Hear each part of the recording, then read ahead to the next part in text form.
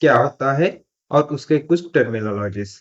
So basically first हम start करेंगे कि प्रोबेबिलिटी एंड स्टैटिस्टिक लर्न करना क्यों जरूरी है, कौन कौन से टाइप के एक्सपेरिमेंट्स होते हैं, एग्जैक्टली प्रोबेबिलिटी क्या होता है, स्टैटिस्टिक्स क्या होता है, देन डिफरेंट डिफरेंट टर्म्स जो प्रोबेबिलिटी एंड स्टैटिस्टिक्स के बारे में रिलेटेड है, sets operation, conditional probability and Bayes theorem. So ये सारे टॉपिक हम इस वीडियो में सीखने वाले हैं। So first come up to the basic point कि क्यों, व्हाई हमें प्रोबेबिलिटी एंड स्टैटिस्टिक लर्न करना जरूरी है। तो अगर हम यहाँ पे एक सिंपल एग्जांपल देखते हैं कि अगर आप कोई आपकी अमेजोन की वेबसाइट ओपन करते हो तो आपको बहुत सारी चीजें वहां पे शो करती है, बट जिसमें सबसे मेन चीज क्या होती है, अगर अमेजोन की तरफ से हम देखेंगे तो कि जो प्रोडक्ट आपको दिखाई दे रहा है कि वो हमने ऐड टू कार्ट करना चाहिए और उसको बाय करना चाहिए। सो बेसिकली यहाँ पे आप देख सकते हो कि जो आपको ऐड टू कार्ट के लिए आपको कलर दिख रहा है कि वो आपको येलो कलर में गिवन है। सो उस पर्टिकुलर थिंग में आपका ऐड टू कार्ट येलो में है और by now is orange. So this is yellow.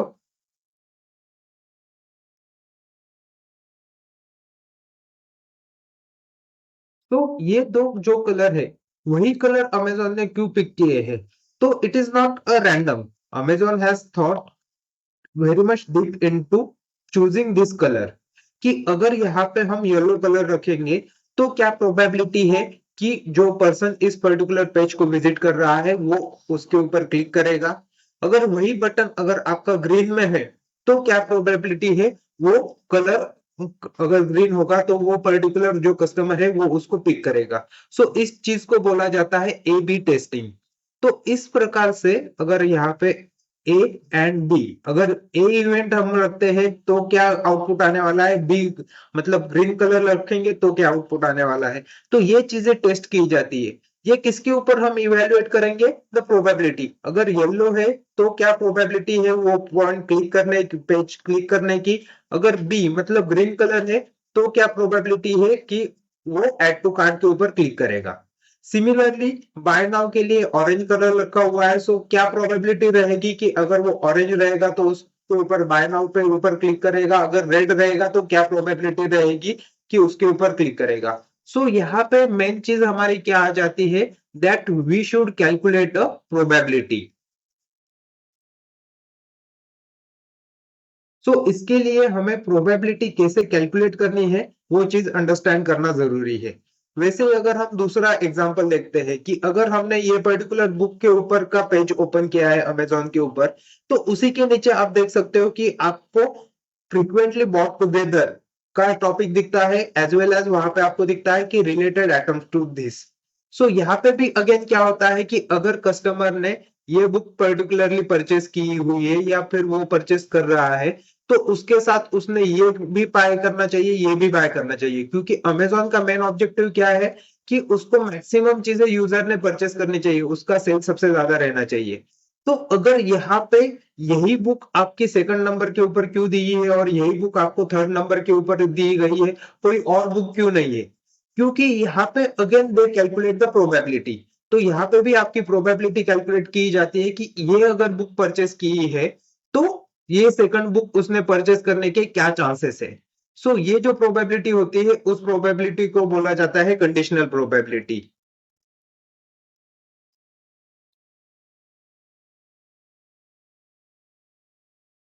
Means अगर ये फर्स्ट इवेंट अगर ऑकर होता है तो दूसरा इवेंट ऑकर होने के क्या चांसेस है, उस चीज को बोला जाता है कंडीशनल प्रोबेबिलिटी। तो ये प्रोबेबिलिटी अगर हम कैलकुलेट करेंगे तब हम डिसाइड कर सकते हैं कि इस पर्टिकुलर एटम के बाद ये सेकंड थिंग्स परचेज करना सबसे ज्यादा यूजफुल होगा या उसके चांसेस सबसे ज्यादा है। सो वो हम देखने वाले हैं कि क्यों कंडीशनल प्रोबेबिलिटी कैलकुलेट करनी है और वो कैसे करते हैं। देन नेक्स्ट थिंग हमारी आती है कि यहाँ पे बहुत सारे सिमिलर एटम्स दिए हुए हैं। तो ये भी एक डिपेंड करता है कि इसके रिलेटेड कौन कौन से एटम्स है। तो क्या प्रोबेबिलिटी है कि अगर पर्टिकुलर यूजर ने ये बुक सीन की है तो दूसरी कौन कौन सी बुक वो पर्टिकुलर यूजर देखेगा, उसकी क्या प्रोबेबिलिटी है। So that is why the probability terms is a very vital. तो वो सीखने हमें बहुत जरूरी है। बट ये हम किस तरह से ये कैलकुलेट करेंगे कि कैसे हमें पता चलेगा कि हाँ, ये अगर बुक है कि introduction to machine learning with Python के बुक के साथ में machine learning using a Python, ये जो बुक हमें रिकमेंड की गई है ये सबसे ज्यादा रिकमेंडेड है, ये कैसे पता चलेगा? It is based on a historical data. मतलब प्रीवियस यूजर्स ने, जिसने ये बुक परचेस की है, उसने कौन कौन से और बुक परचेस किए हैं, या फिर किसी ने ये बुक अगर सीन की है पेज के ऊपर तो उसके बाद वो कौन से बुक के ऊपर देखने के लिए गया है, मीन्स वो बुक एक दूसरे के साथ रिलेटेड है। तो ये हमें हिस्टोरिकल डाटा से पता चलता है। तो हिस्टोरिकल डाटा से हम स्टडी कर सकते हैं कि किस चीज की क्या प्रोबेबिलिटी है, कौन से दो डिफरेंट डिफरेंट आइटम एक दूसरे के साथ रिलेटेड है। So that is why the historical data is important. And historical data से हमें अगर कोई इन्फरेंस अच्छा निकालना होता है तो उसके लिए जो एक मेथोडोलॉजी यूज की जाती है, that particular methodology is known as a statistics.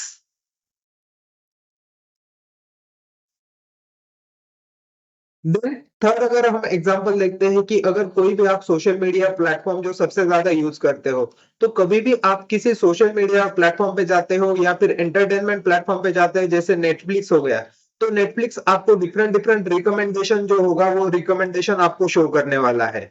तो ये रिकमेंडेशन भी आपके हिसाब से ही होने चाहिए। अब यहाँ पे देखो कि अगर कोई person is sitting in a USA and watching this Netflix site and उसको अगर ये रिकमेंडेशंस आते हैं, तो definitely the probability of that particular user, उस यूजर के इस पर्टिकुलर कंटेंट में इंटरेस्ट होने के चांसेस कम है।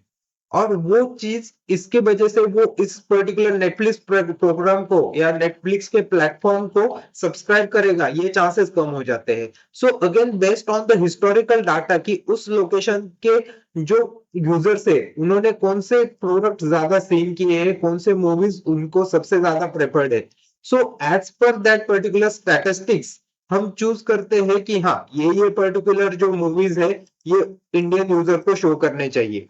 तो उस हिसाब से आपके उस नेटफ्लिक्स प्लेटफॉर्म को सब्सक्राइब करने के चांसेस बढ़ जाते हैं। So again we require the probability of a user having interest in a given movies. So उस हिसाब से हमें दो चीजें स्टडी करना बहुत जरूरी है। फर्स्ट थिंग है हमारी प्रोबेबिलिटी एंड सेकंड थिंग है हमारी स्टैटिस्टिक्स। तो प्रोबेबिलिटी की अगर हम डेफिनेशन देखें तो प्रोबेबिलिटी क्या है? इट इज अ लाइकलीहुड और a chances of event occurring. Means कोई एक इवेंट होने के क्या चांसेस है वो हम कैलकुलेट करते हैं, वो इसको बोला जाता है प्रोबेबिलिटी। सो प्रोबेबिलिटी की जो वैल्यू होती है वो रेंज करती है 0 से लेके 1 तक। 0 मतलब उस पर्टिकुलर इवेंट होने के कोई भी चांसेस नहीं है, तो उस केस में उसकी प्रोबेबिलिटी रहेगी 0। मीन्स अगर हम एग्जांपल लेते हैं कि सपोज हमने कोई डायस को रोल किया है। सो डाइस अगर हम रोल करते हैं तो उसमें पॉसिबल सॉल्यूशन क्या आने चाहिए? 1 2 3 4 5 और 6। So there are no chances of 7 coming into the die. So 7 आने की प्रोबेबिलिटी क्या हो गई? दैट विल बी अ 0 प्रोबेबिलिटी। और 1 प्रोबेबिलिटी क्या है कि जो इवेंट हमेशा ऑकर होने वाला है। तो ऐसा अगर कोई इवेंट है तो वो इवेंट मतलब it is a 100% sure event. Means अगर हम दो नंबर्स को ऐड करते हैं 1 + 1, so there are 100% surety that the outcome will be 2। So वो होता है sure event. Then next thing क्या है हमारी? स्टैटिस्टिक्स। सो स्टैटिस्टिक्स कंसेप्ट हमारी क्या है? It is a branch of mathematics that involves collection, analysis, interpretation, presentation and organization of a data। तो हमें प्रोबेबिलिटी कैलकुलेट करने के लिए हिस्टोरिकल डाटा हमारे पास होना जरूरी होता है। तो उन चीजों का कलेक्शन करना, उस बेस्ड ऑन उस हिस्टोरिकल डाटा आप कोई एनालिसिस करो या कोई इंटरप्रिटेशन करो, उस पर्टिकुलर डाटा को वेल मैनर में प्रेजेंट करो, तो ये सारी चीजें आती है हमारे स्टैटिस्टिक्स में। सो स्टैटिस्टिक्स के मेथड बेसिकली क्या होते हैं कि अगर सपोज हमें डिसाइड करना है कि एक पर्टिकुलर पॉपुलेशन का क्या इन्फरेंस है। मीन्स अगर आप कोई इलेक्शन के साइड से जा रहे हो, आपने अभी नॉर्मली इलेक्शंस में अगर कोई आपका डाटा आपको प्रेजेंट करना है कि पूरे के पूरे लोग किस पार्टी को ज्यादा फेवर कर रहे हैं, ये अगर हमें इन्फ्लुएंस करना है, तो अगर कोई कंपनी ये एनालिसिस करना स्टार्ट करे, तो ये तो पॉसिबल नहीं होगा कि वो हर एक आदमी को जाके पूछे कि वो किस पार्टी को फेवर कर रहा है, और सारे के सारे लोगों को पूछने के बाद वो बताएगा कि हाँ, दिस पर्टिकुलर पार्टी को सबसे ज्यादा लोग फेवर कर रहे हैं। तो ये करना तो फिजिबल चीज नहीं है, it will waste lot of money and lot of time.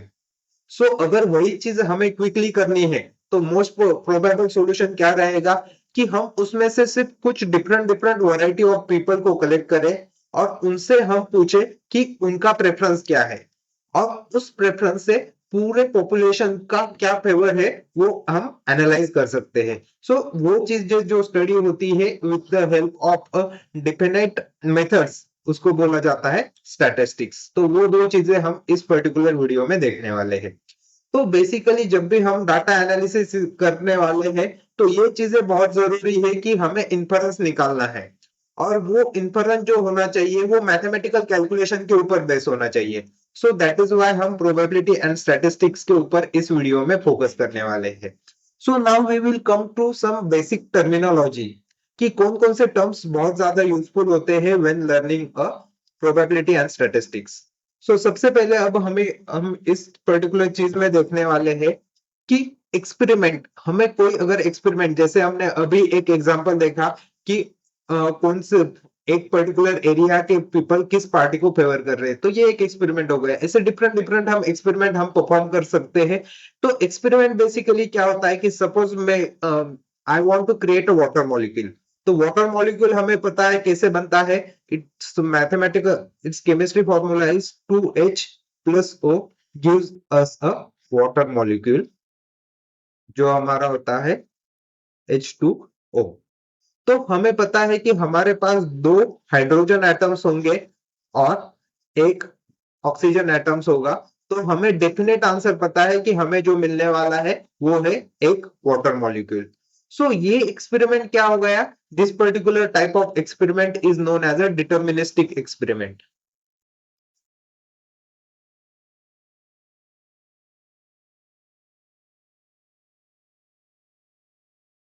But इस टाइप के एक्सपेरिमेंट में हमें ज्यादा दिलचस्पी नहीं है, क्योंकि यहाँ पे हमें पता है कि आउटपुट क्या आने वाला है। बट ऐसा जो एक्सपेरिमेंट जहां पे हमें पता नहीं होगा एग्जैक्टली आउटपुट क्या आने वाला है, जैसे अभी हमने डाइस का एग्जांपल देखा था, अगर हम डाई रोल करते हैं तो we know don't know exactly, हमें एग्जैक्टली पता नहीं है कि हमारा डाइस रोल होने के बाद आइदर वो 1 आएगा उस डाई के ऊपर, 2 आएगा या 3 आएगा। तो ये हमें पता नहीं होता है। तो जहां पे इस टाइप की अनसर्टेनिटी होती है, उस टाइप के एक्सपेरिमेंट को बोला जाता है प्रोबेबिलिस्टिक एक्सपेरिमेंट।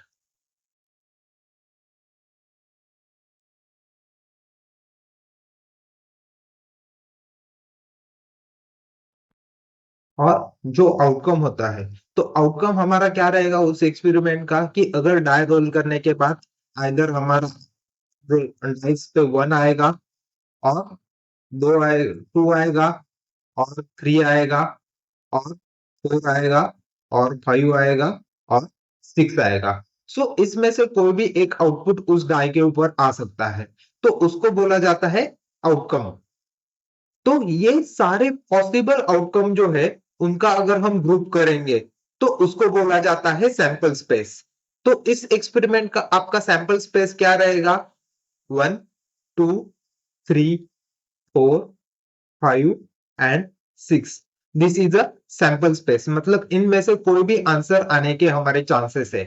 वैसे अगर हम कोई और एक एग्जांपल लेते हैं कि अगर हम कॉइन को टॉस करते हैं, तो कॉइन टॉस करने के बाद आउटपुट की पॉसिबिलिटी क्या है, आइदर हेड आएगा और टेल आएगा, दो ही पॉसिबिलिटी है।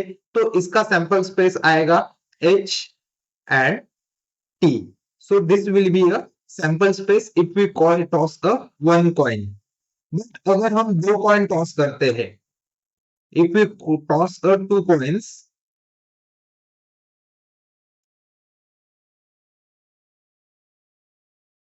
तो उस केस में हमारा जो सैंपल स्पेस है वो क्या रहेगा, आइदर दोनों कॉइन्स में एच एच आएगा, या फिर एक में पहला एच आएगा, दूसरा टेल आएगा, या पहला टेल आएगा, दूसरा हेड आएगा, या फिर दोनों के दोनों आपके टेल्स आएंगे। तो ये क्या हो गया, इस पर्टिकुलर एटम के लिए सैंपल स्पेस हो गया।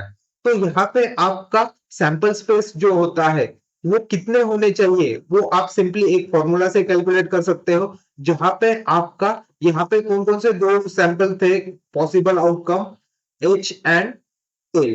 तो यहाँ पे आपके आएंगे number of possible outcome for a single event, and ऐसे कितने इवेंट हो रहे हैं, मीन्स हमने दो कॉइन्स टॉस किए थे, so this will be your N.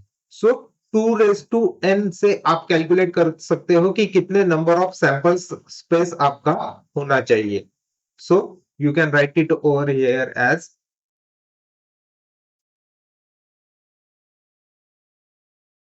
number of sample space is equal to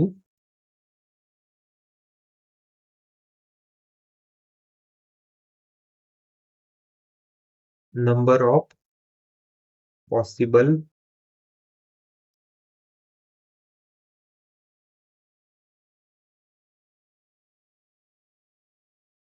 outcome raised to number of event। सो यहाँ पे इस केस में क्या आएगा, वो 2 raised to n, जहां पे n भी कितना है 2 है, सो इट शुड बी 4। जो हमने यहाँ पे 1 2 3 4 पॉसिबल सैंपल स्पेस जो है वो यहाँ पे ड्रॉ किए हैं। नेक्स्ट हमें देखना है कि what is an event. So basically event क्या होता है कि अगर हमने डाइस रोल किया है तो हमारा आंसर जो आना चाहिए वो इवन होना चाहिए। ये क्या हो गया, एक इवेंट हो गया। सो दैट पर्टिकुलर इवेंट जो रहेगा, जो हमारा आना चाहिए आंसर क्या है, इवन, मीन्स 2 4 या 6। ये अगर हमारा आता है तो वो एक इवेंट हो जाएगा। या फिर अगर हमारा सेकंड इवेंट क्या हो सकता है कि we will get an odd number, so that will be a second event, जिसका पॉसिबल आउटकम रहेंगे 1 3 एंड 5। अगर ये आते हैं that will be a event. तो इससे हम different different set operations perform कर सकते हैं। तो बेसिकली हम देखेंगे कि सेट ऑपरेशन क्या होता है। तो सपोज हम एक एग्जांपल देखेंगे कि इस पर्टिकुलर एग्जांपल में सपोज हमने एक कोई डाइस को रोल किया है। तो suppose 3 different different people are there. So suppose the person A has chosen 1 3 and 5। अगर ये उसका चॉइस है, अगर ये आता है तो ए विन होगा। बी ने चूज किया है 1 5 6, अगर इनमें से नंबर आता है तो बी विन होगा। सी ने चूज किया है 2 4 6, अगर ये आता है तो सी विन होगा। तो कि what are the chances that A and B both will be win that particular game, वो दोनों विन होने के क्या चांसेस है। सो ए बी विन होना चाहिए एंड बी भी विन होना चाहिए। ये कब पॉसिबल होगा, that is nothing but a intersection of A and B. तो जो चीजें दोनों इसमें कॉमन है वो कौन सी है कि 1 एंड 5, ये ए में भी है और बी में भी है। तो इनका इंटरसेक्शन क्या आएगा, 1,5। सो ये हो गया आपका इंटरसेक्शन सेट ऑपरेशन। मीन्स आपका ए के सेट में भी वो चीजें होनी चाहिए, बी के सेट में भी होनी चाहिए। तो उनके बीच में आपका जो पोर्शन आता है that is nothing but a intersection. Second thing क्या होती है आपकी यूनियन। यूनियन मतलब क्या होगा, आइदर आपका ए विन होना चाहिए और आपका बी विन होना चाहिए। दोनों में से कोई भी एक विन होगा तो अगर हम उसको विन कंसिडर करेंगे तो इस ऑपरेशन को बोला जाएगा ए यूनियन बी। तो ए यूनियन बी मतलब क्या रहेगा, ए के सारे सेट सारे पॉसिबल ऑप्शंस प्लस बी के सारे पॉसिबल ऑप्शंस। तो वो हमारे क्या रहेंगे इस केस में 1 3 5, ये हमारे सारे ए में है। 1 और 5 ऑलरेडी ए में आ चुका है और एक कौन सा है 6। सो ये हो गया हमारा यूनियन ऑपरेशन। थर्ड केस हम देखेंगे कि म्यूचुअली एक्सक्लूसिव इवेंट क्या होते हैं। म्यूचुअली एक्सक्लूसिव इवेंट मींस उन दोनों का एक दूसरे के साथ में कोई भी रिलेशन नहीं होता है। मतलब आइदर एक चीज विन होने वाली है या दूसरी चीज विन होने वाली है।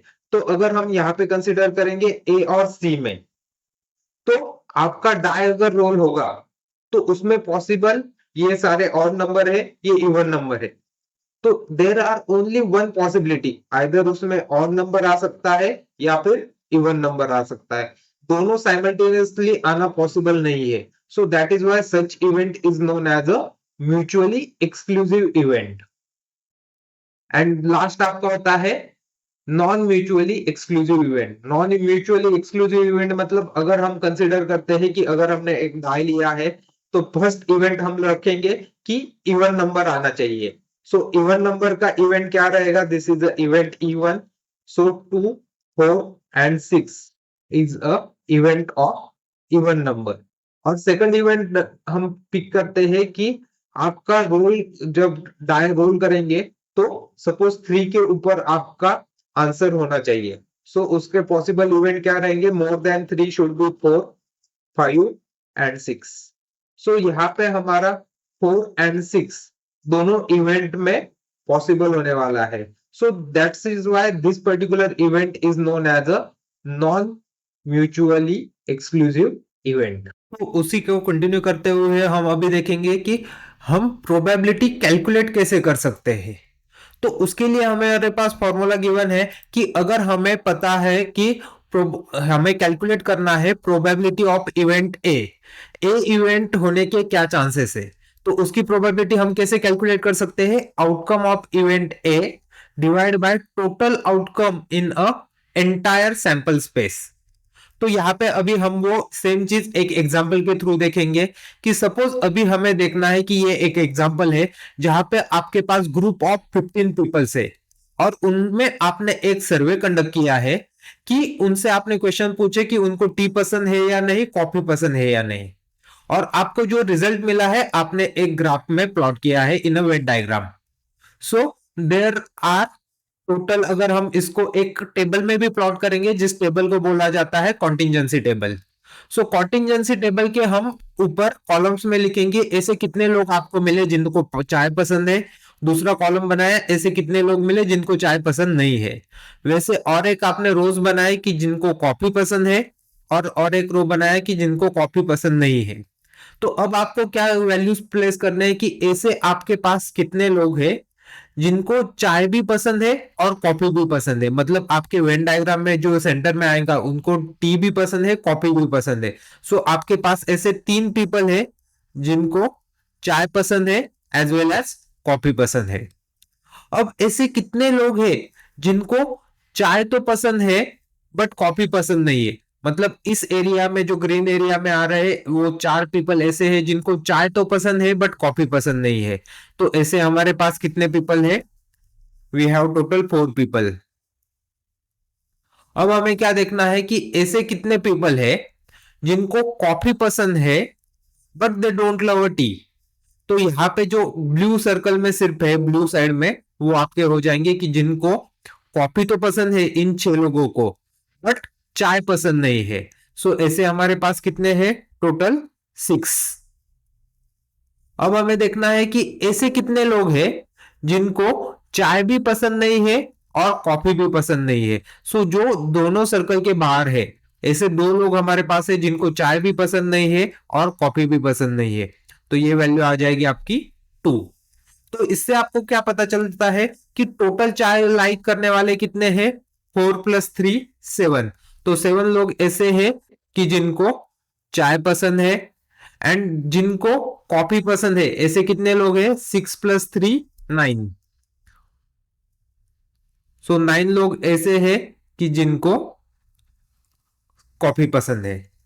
देन ऐसे कितने लोग हैं जिनको चाय पसंद नहीं है? मीन्स इस साइड में जो आने वाले हैं ये सारे लोग जिनको चाय पसंद नहीं है। तो ये कितने हो जाएंगे? ये 6 + 2 6 + 2 8। सो 8 पीपल ऐसे हैं कि जिनको चाय पसंद नहीं है। और सिमिलरली कॉफी पसंद ना होने वाले ये 3 + 2, ये 4 + 2, सो 4 + 2 6 6 पीपल ऐसे हैं कि जिनको कॉफी पसंद नहीं है। सो टोटल अगर हम देखेंगे कि यहाँ पे आपके कुछ कॉफी लव करते और नहीं करते हैं उनकी टोटल हो जाएंगी हमारी 9 + 6 दैट इज 15। यहाँ पे भी जो इनको 4 पसंद है और नहीं पसंद है, 7 + 8 15। सो दोनों साइड से टोटल हमारा होगा 15। सो ये हमारा जो 15 हो गया, this is our sample space.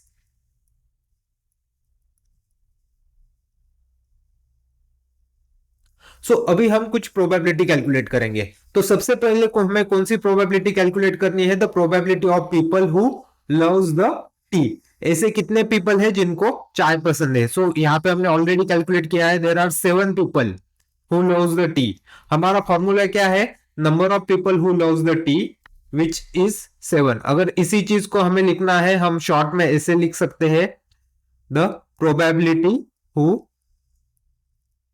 Love T, या फिर हम इसको सिंपली ऐसे भी लिख सकते हैं, प्रोबेबिलिटी ऑफ टी।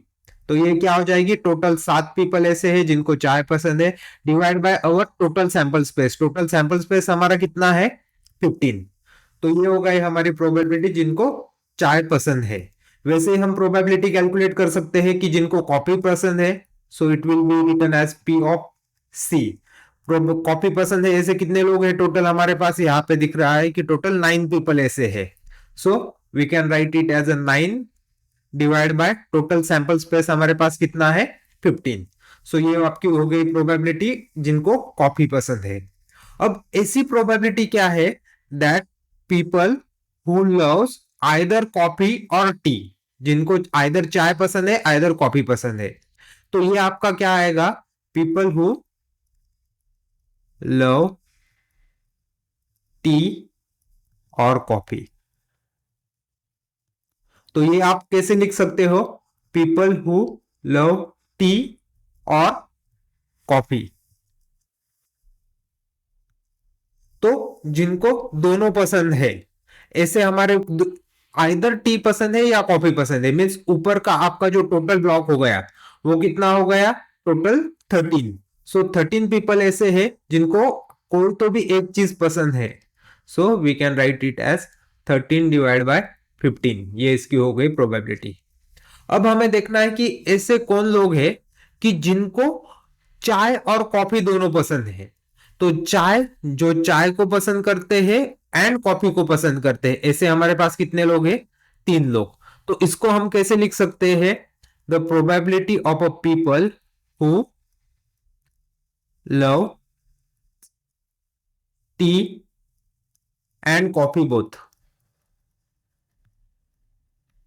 तो इसी को हम लिख सकते हैं P of T intersection coffee. तो ऐसे हमारे पास कितने लोग हैं? 3 डिवाइड बाय 15। तो ये हमने डिफरेंट डिफरेंट प्रोबेबिलिटी कैलकुलेट कर ली। अब आप ये भी कैलकुलेट कर सकते हो कि ऐसे कितने पीपल है जो चाय पसंद नहीं करते। So probability who not loves T. आप इसको कैसे लिख सकते हो? P of not T. तो ऐसे कितने पीपल है कि जो टी के सर्कल के बाहर है।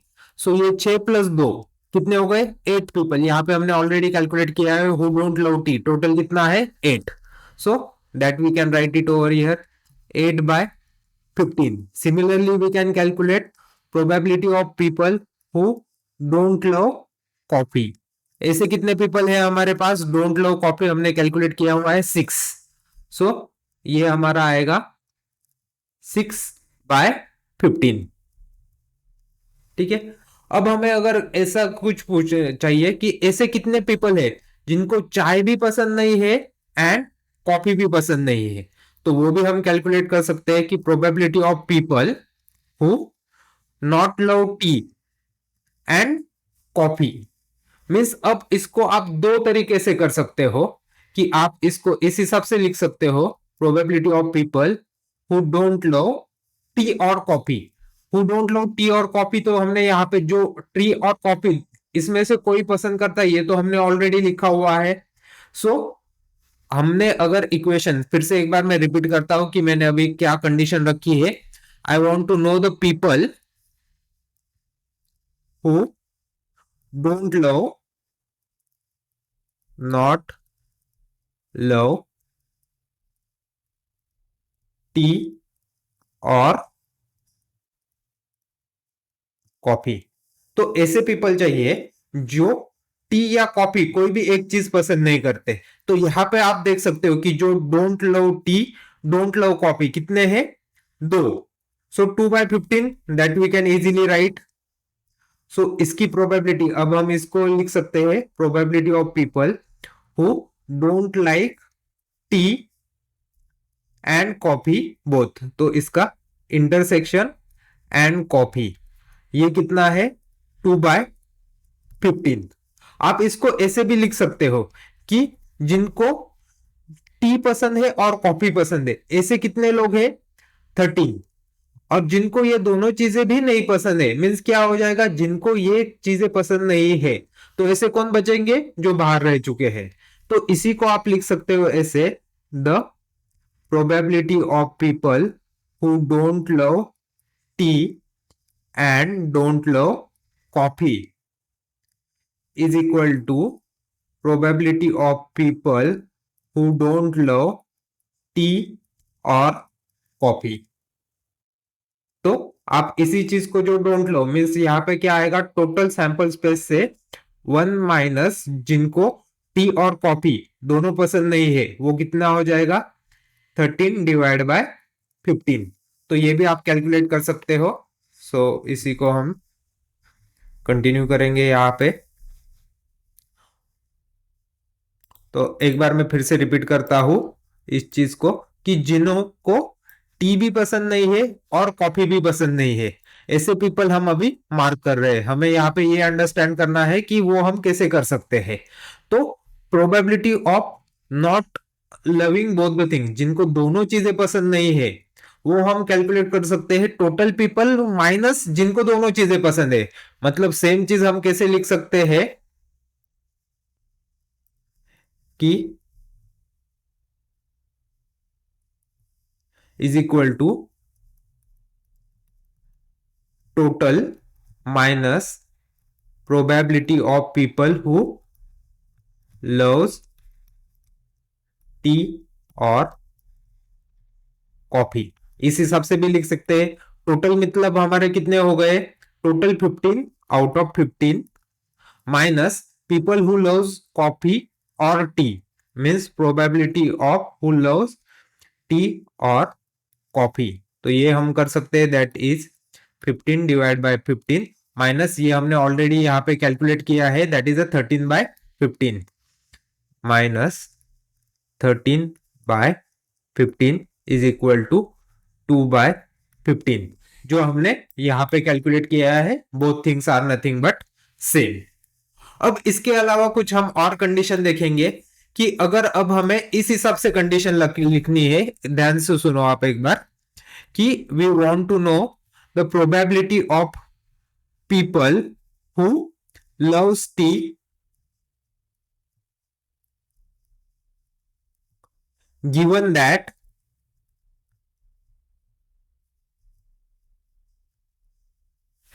that they loves coffee. अब इसकी हमें प्रोबेबिलिटी निकालनी है। The people who loves tea given that they loves coffee means आपको फाइंड आउट करना है कि probability of people who loves tea, short में लिखेंगे हमें यहाँ पे, who loves tea given that they loves coffee.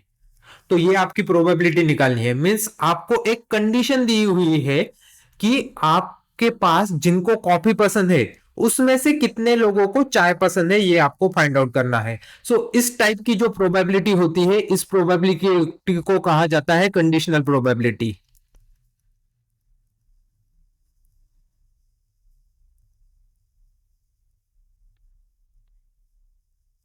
सो ये कंडीशनल प्रोबेबिलिटी आप कैसे निकाल सकते हो? आप यहां पे ग्राफ में देखो कि जितने लोगों को कॉफी पसंद है, ऐसा टोटल सैंपल स्पेस हमारे पास कितने का हो गया कि ये कॉफी कितने लोगों को पसंद है। यहाँ पे हमने टेबल में देखा था कि टोटल 9 लोगों को कॉफी पसंद है।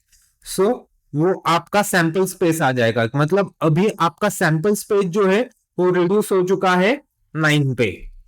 सो यहाँ पे मैं लिखता हूं कि जो आपकी बॉटम कंडीशन थी वो हम यहाँ पे लिखेंगे the people who loves coffee.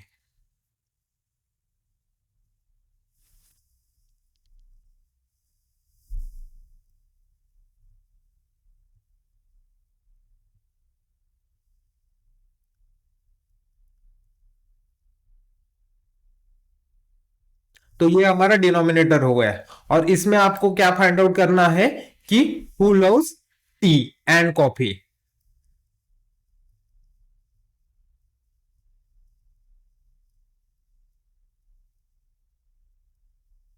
Means यहाँ पे हमारा सैंपल स्पेस जो था, वो सैंपल स्पेस जो है वो रिड्यूस हो चुका है। तो इस हिसाब से अभी हमें कैलकुलेट करना है। तो यहाँ पे हमें देखना है कि number of people who loves tea and coffee, मतलब जिनको टी भी पसंद है एंड कॉफी भी पसंद है, ये हमने इस कॉन्टिजेंसी टेबल में निकाल लिया है। ऐसे हमारे पास कितने पीपल है? 3 people. So there are total 3 peoples who loves tea and coffee.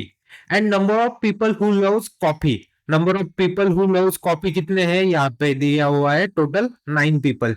So 9 people ऐसे हैं जो कॉफी को पसंद करते हैं। सो ये हमारी प्रोबेबिलिटी क्या हो गई? 3/9। सो इस प्रोबेबिलिटी को हमारा हमें बोला जाता है कंडीशनल प्रोबेबिलिटी। अगर हम दोनों चीजों को सैंपल स्पेस से डिवाइड करेंगे तो क्या होगा? नंबर जो रहने वाला है वो सेम रहने वाला है। मीन्स आप न्यूमरेटर को सैंपल स्पेस से डिवाइड कर सकते हो, डिनोमिनेटर को भी सैंपल स्पेस से डिवाइड कर सकते हो, फिर भी हमारा वैल्यू तो सेम होने वाली है। बट यहाँ पे क्या हो गया? अब 3/15 ये हमारी किसकी प्रोबेबिलिटी थी? कि people who loves tea and coffee. तो ये हमने ऑलरेडी यहाँ पे कैलकुलेट किया हुआ था।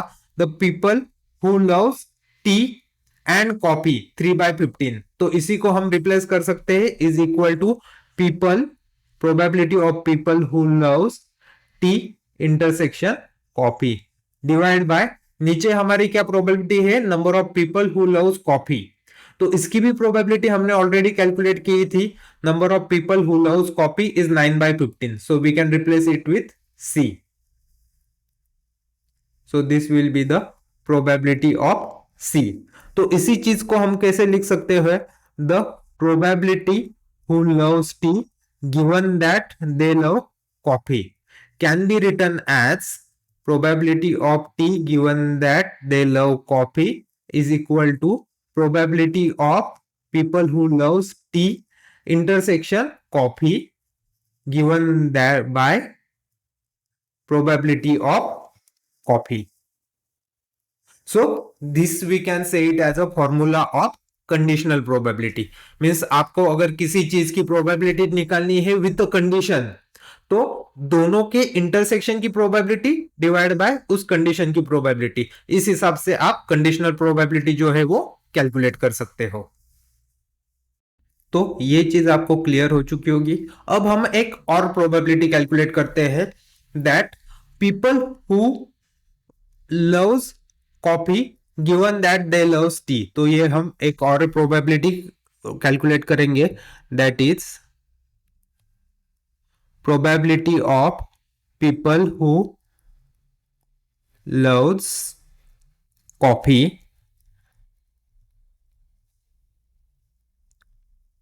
given that they loves tea. ये हमें प्रोबेबिलिटी कैलकुलेट करनी है। ये हम शॉर्ट में लिखते हैं people who loves coffee, people who loves coffee given that they loves T. तो ये आप कैसे लिख सकते हो कि people who loves coffee means ये सर्कल हो गया, given that they loves T मतलब जो टी लाइक करते हैं उनमें से ऐसे कितने लोग हैं जिन्हें कॉफी भी पसंद है, मतलब ये बीच का सेक्शन हो गया। ये क्या है? आपका इंटरसेक्शन। तो इसी चीज को आप कैसे लिख सकते हो? The people who loves coffee and T given that, sample space हमें अभी क्या है कि जिनको टी पसंद है। तो this will be the probability of T. तो ये अभी हमने कैलकुलेट किया था कि इसकी प्रोबेबिलिटी क्या होती है? The probability that someone loves coffee and T, ये हमने ऑलरेडी कैलकुलेट किया हुआ है ऊपर, दैट इज 3/15। तो वही वैल्यू हम यहां पे पुट करेंगे। So this is equal to 3/15। And second क्या है, probability of someone like tea. The probability of someone like tea वो कितना है हमारा 7/15। So divide by 7/15। सो ये कितना हो गया हमारा 3/7। तो जैसे हमने ये कैलकुलेट किया था 3/9, यहां पे हम कैलकुलेट कर सकते हैं 3/7। बट अभी आप एक चीज एज्यूम करो कि आपको अगर सारा का सारा अगर आपको डेटा पता है तो आप ये चीज इजीली निकाल सकते हो कि जिनको दोनों चीजें पसंद है ऐसे 3 लोग हैं, सो 3 डिवाइड बाय जिनको सिर्फ टी पसंद है ऐसे 7 लोग हैं, सो 3/7। सो अगर आपके पास सारा डाटा अवेलेबल है तो ये चीजें कैलकुलेट करना इजी है। बट अगर आप एज्यूम करो कि आपके पास जो चीजें गिवन है, सपोज आपको दिया हुआ है probability of coffee is equal to हमारे पास है 9, द प्रोबेबिलिटी ऑफ टी आपको गिवन है, ये आपको दिया हुआ है एज अ 7, और एक आपको चीज दी हुई है that is a probability of people who loves tea given that they loves coffee, ये चीज आपको दी हुई है एज 3/9। अब सपोज आपको ये चीजें पता नहीं है, if this is not known to you, तो अगर आपके पास सिर्फ इतना ही डाटा है तो based on this how you can calculate the probability of people who loves coffee given that they love T, ये अगर आपके पास क्वेश्चन है। तो उस केस में हम क्या करेंगे कि अगर हमें ये पता करना है तो हम इसका फॉर्मूला लिखते हैं। तो सबसे पहले हमने कंडीशनल प्रोबेबिलिटी का फॉर्मूला अभी लिखा था, वो फॉर्मूला क्या था, P of probability of someone loves coffee given that they loves T, ये हम ऐसे भी लिख सकते हैं that is a probability of someone loves coffee and T given that probability of T. ये फॉर्मूला अभी हमने यहां पे लिखा था, सेम फॉर्मूला है। सेकंड फॉर्मूला क्या है हमारा, अगर हमें गिवन है if someone loves tea and given that they loves coffee, ये हमने एक फॉर्मूला कैसे लिख सकते हैं, probability of someone who loves tea and coffee given that probability of someone who loves the coffee. अब दोनों का इंटरसेक्शन कि जो टी एंड कॉफी या coffee and T both thing is nothing but same, तो इसी चीज को हम कैसे लिख सकते हैं कि सपोज यहाँ पे P of T left side में लेके जाएंगे तो क्या होने वाला है आपका कि ये चीज यहां से डिलीट हो जाएगी और हम इसको लेफ्ट साइड में लिखेंगे इनटू प्रोबेबिलिटी ऑफ टी, और यहां पे आपकी ये आएगी into probability of coffee multiplied by this, ये टर्म यहां से हटा देंगे, मीन्स ये टर्म हम लेफ्ट साइड में लेके गए। अब दोनों के राइट साइड में सेम चीजें हैं, so that what we can do, we can write it in the form of probability of someone who loves tea into probability of C given tea is equal to probability of T given the coffee into probability of coffee। तो हमें क्या find out करना है, यहां पे हमने question में लिखा हुआ है कि हमें क्या क्या चीजें पता है, P ऑफ C हमें पता है, P ऑफ T पता है, P of T given that C is equal to 3/9, तो ये सारी चीजें पता है, सिर्फ ये जो टर्म है ये टर्म आपकी अननोन है। तो ये अगर आपको कैलकुलेट करनी है तो इस साइड को आप राइट साइड में लेके जाओ, तो आपका इक्वेशन क्या बनेगा, P of C given that probability of someone who loves coffee given that they love tea is equal to probability of someone who loves tea given that they love coffee into probability of people who loves coffee divide by probability of people who loves tea. ये टर्म जो है वो right side में आएगी तो denominator में आएगी, आ जाएगी। तो हम इसी में से वैल्यू पुट करते हैं कि हमारे पास क्या है, the probability of people who loves tea given that they love coffee, ये हमारा कितना है 3/9 multiply by probability of people who loves coffee, वो कितना है हमारे पास 9। एंड नेक्स्ट चीज हमें पता है कि क्या है कि probability of people who loves T वो कितना है 7। ये दोनों चीजें कैंसिल हो जाएगी, यूर आंसर विल बी 3/7। जो यहां पे हमने कैलकुलेट किया था जब हमें ये इंटरसेक्शन पता था। तो अगर ये चीज हमें नहीं भी पता तो हम इसको इस फॉर्मूला से कैलकुलेट कर सकते हैं। So this formula is known as a Bayes theorem.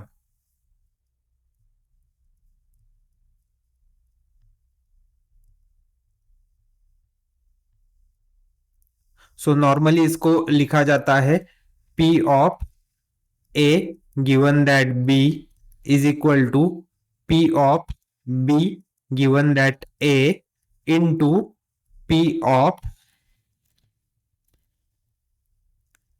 A by P of B, जहां पे A and B are the probability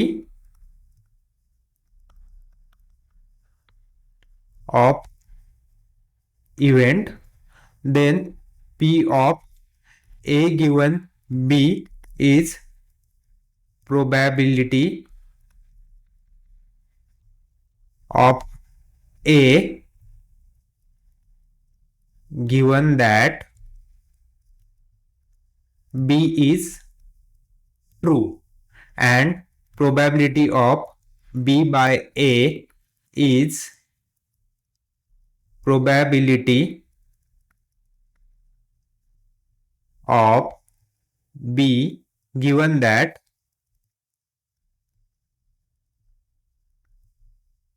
A is true। सो ये आपको ध्यान में रखना है कि this is known as a Bayes theorem.